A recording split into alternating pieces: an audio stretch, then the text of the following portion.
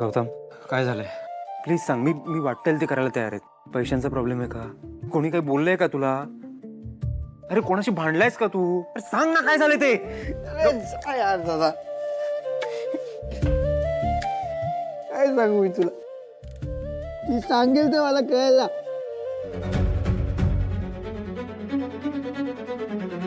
कोणाबद्दल बोलतोयस तू? मुलीच्या भानगडीत पडलायस गौतम, म्हणून स्वतःची अशी घाणेरडी अवस्था करून घेतल्यास? लाज वाटते तुला? हा? कोण होतास तू गौतम? हे काय झालंय तुझं? माहिती मला, तोच तर प्रॉब्लेम आहे ना. पैशामुळे मुलीचा प्रॉब्लेम आहे आणि माझा प्रॉब्लेम आहे. तुला काय करायचंय?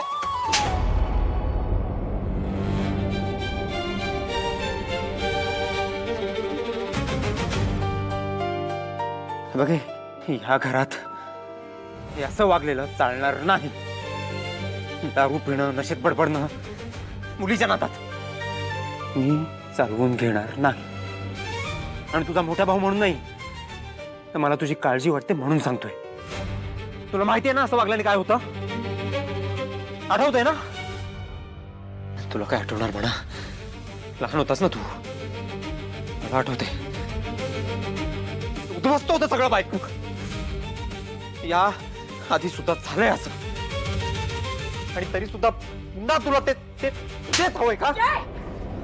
जय जय, तू काय करतोयस तू? हा जय, काय चाललंय? तू तू तू दारू पिऊन आला म्हणून तू त्याला मारणार? त्याला समजवायचं ना रे. अशाने कुटुंब उद्ध्वस्त होतात.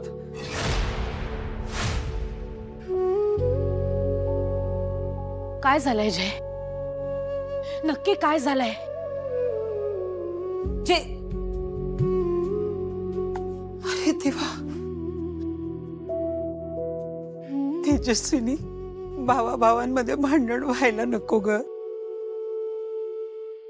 असं काही नाही होऊ देणार आहे मी. माझ्या मुलांमध्ये भांडण का झालं याचं कारण मी शोधून काढणार आणि त्याच्या मुळाशी पोहोचून ते उखडून टाकणार आहे.